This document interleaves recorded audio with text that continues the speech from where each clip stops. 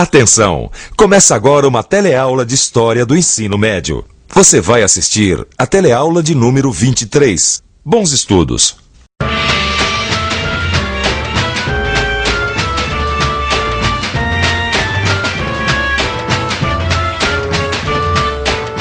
Na teleaula passada, você aprendeu que a cana-de-açúcar era o produto mais importante na economia da América Portuguesa, ou seja, na economia do Brasil nos tempos da colônia. Hoje, nós vamos conversar um pouco mais sobre esse assunto. Na teleaula de hoje, você vai conhecer as grandes fazendas na época do Brasil colonial. Vai saber como os engenhos funcionavam por dentro, vai estudar as formas de produção e de trabalho nesses lugares e vai conhecer também outras formas de trabalho que se desenvolveram em volta dos engenhos e em outras partes do território colonial onde havia mais escravos índios que africanos. E a gente vai ver aqui muitas imagens que retratam o cotidiano do trabalho dentro dos engenhos de cana-de-açúcar. Fique ligado que a nossa teleaula está começando.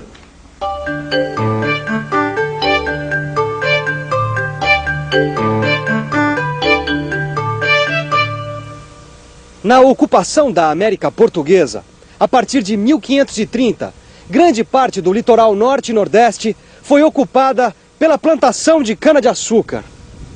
Mas essas praias não foram escolhidas por acaso. Elas foram escolhidas porque essas regiões ficavam mais próximas da metrópole portuguesa. Pode conferir no mapa as regiões onde estão hoje os estados de Pernambuco, da Bahia e do Maranhão. Acompanhe a linha que liga esses estados a Portugal. Nas regiões norte e nordeste estavam as grandes fazendas e também os mais ricos engenhos. Os engenhos eram conhecidos como fábricas de açúcar. O que se fazia num engenho naquela época é mais ou menos o que se faz hoje numa usina de cana-de-açúcar. A diferença é a mão de obra. Hoje em dia, o trabalhador é assalariado. Na época dos engenhos, a maior parte da mão de obra era de escravos africanos. Esse é um engenho antigo, ou o que sobrou dele. Era para lugares como esse que os escravos africanos eram trazidos para trabalhar.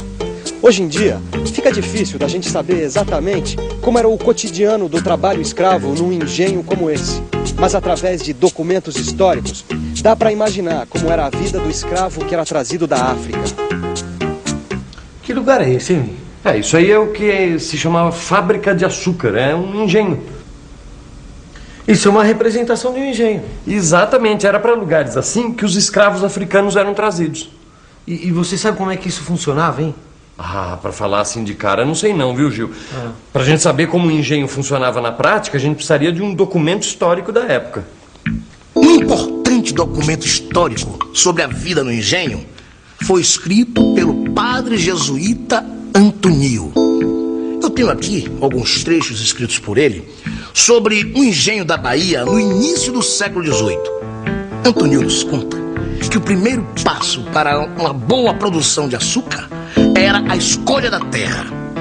Ouça o que ele escreveu sobre os tipos de terra.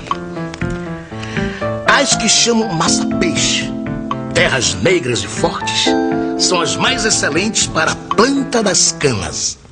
Antonio fala ainda que depois de escolher a terra, era necessário roçar, limpar, queimar, prepará-la para o plantio. Na Bahia, era no mês de agosto que começava o corte da cana. Como tudo na vida, o corte também tinha sua ciência. Era necessário primeiro cortar as canas velhas e depois as novas. O transporte da cana por terra era feito nos carros de bois. Por mar, ela vinha nas barcas sem velas, com 4 varas que serviam em lugar de remos. A cana era então levada para o engenho. O engenho era um conjunto de casas e oficinas onde era feita a moagem da cana, o cozimento e a purificação do açúcar. Antonio conta em seus escritos como era o trabalho no engenho que utilizava a força da água para moer a cana. Antonio escreveu: moem-se as canas metendo algumas delas entre 2 eixos, aonde apertadas fortemente se espremem, e depois delas passadas, tornam-se de outra parte a passar o bagaço, para que se esprema mais e de todo o sumo ou licor que conserva. A moenda era o lugar mais perigoso do engenho. E lendo os textos de Antonio, a gente descobre por quê. Por quê? Se por desgraça a escrava que mete a cana entre os eixos, ou por força do sono, ou por cansada, ou qualquer outro descuido, meteu desatentamente a mão mais adiante do que devia, arrisca-se a passar moída entre os eixos, se não lhe cortarem logo a mão e o braço apanhado, tendo para isso junto à moenda um facão. Essa história de facão parece coisa de filme de terror. Mas olha, é a mais pura verdade. O texto de Antônio mostra que tudo isso acontecia realmente. Aliás, é um documento que conta coisas importantes sobre o funcionamento do engenho no século XVIII. Ao lado da Casa da Moenda ficava a Casa das Fornalhas. Antônio chama essas fornalhas de bocas tragadoras de matos, cárcere de fogo e fumo perpétuo. Na fornalha trabalhavam os escravos considerados perigosos, os condenados, presos em compridas correntes de ferro. Acima das fornalhas estava a Casa das Caldeiras. Nelas trabalhavam cerca de 8 caldeireiros.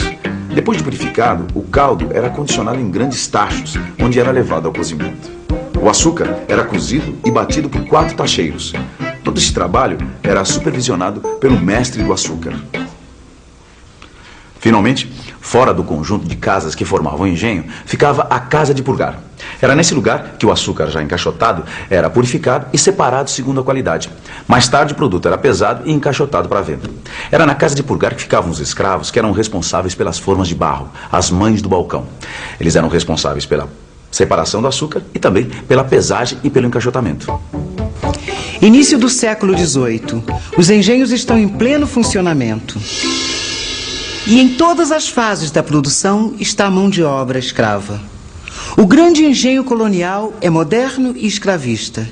Ele é moderno porque funciona como uma manufatura. O trabalho está dividido em várias etapas. Existe também o trabalho assalariado. E a produção é destinada a um mercado consumidor externo. Mas o principal trabalho é feito pelos escravos.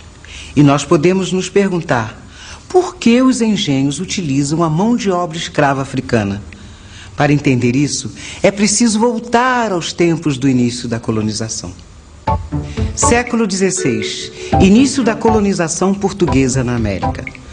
Os nativos são os primeiros grupos a serem capturados pelos portugueses para o trabalho forçado. Enquanto a atividade comercial na colônia é exclusivamente a exploração do pau-brasil, tudo vai bem para os portugueses. Mas com o desenvolvimento da cultura açucareira, começa a faltar gente para o trabalho. Os portugueses não conseguem o resultado que esperam com os índios. Os nativos resistem ao trabalho forçado.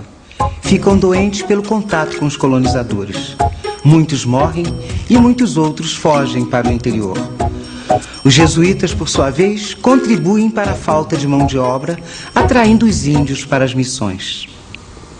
As missões eram aldeamentos construídos pelos jesuítas para os índios. Lá, eles aprendiam ofícios úteis para a colonização, como a carpintaria e a tecelagem. Os jesuítas protegiam os índios dos colonos que queriam escravizá-los.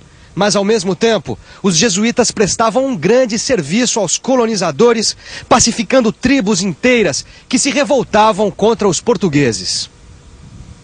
Muitos índios que fugiam dos trabalhos forçados nas culturas de cana-de-açúcar encontravam abrigo nas missões. Para compensar a falta de escravos nativos, Portugal facilitou o comércio de escravos africanos para a América. Os comerciantes traziam os negros da África e os vendiam aos senhores de engenho e aos lavradores por preços vantajosos. Os negros vinham como escravos de regiões da África, onde também se praticava a escravidão. Eles eram trazidos de Angola, Mina, Cabinda, Congo e Moniolo. A escravidão africana firmou-se no final do século XVI como a mão de obra básica da grande região escravista do Nordeste brasileiro. Aliás, o mundo do engenho ia muito além da chamada fábrica de açúcar. Em volta da produção da cana, nas grandes fazendas, encontramos a Casa Grande, que era a residência do senhor e da família colonial. Encontramos também a senzala, que era a moradia dos escravos. Além disso, havia a capela, onde se realizavam os cultos religiosos católicos. Mas era preciso ainda um bom pasto para alimentar os bois e também matas, de onde vinha a lenha que alimentava as fornalhas. Por isso mesmo, em volta da produção de açúcar, muitas outras atividades foram surgindo. Mas, enquanto os colonizadores do Nordeste enriqueciam, no sul do país, a situação era bem mais difícil. Essa estátua representa a figura de um bandeirante. Ela fica em São Paulo, a cidade mais rica do Brasil. Só que no tempo das colônias não era bem assim. Essa região era mais pobre que o Norte e Nordeste. Os senhores das capitanias do Sul não podiam pagar o custo da compra de escravos. E eles ainda tinham um outro problema. As capitanias do Sul eram mais distantes da metrópole portuguesa que as capitanias do Norte e Nordeste. E o governo em Portugal não pretendia gastar com uma capitania que ele não pudesse controlar bem. A solução foi intensificar a busca pelos índios. E quem fazia isso eram os bandeirantes, como esse homem que está representado aqui nessa estátua. Os bandeirantes seguiam as rotas dos rios, se aventurando pelo interior da colônia. Eles penetravam pelo território, caçando impiedosamente os índios. Os jesuítas tentavam proteger os índios nos territórios das missões. E os confrontos com os bandeirantes eram sempre violentos. Nem sempre os jesuítas tinham muito sucesso. Nessa região onde hoje está São Paulo, o trabalho escravo dos índios foi largamente utilizado. Puxa, olha, Gil, depois de ver essa teleaula, dá pra ver que a escravidão marcou a sociedade que naquele momento estava se formando no nosso território, né? Isso aí. Ter escravo passou a ser uma coisa muito importante.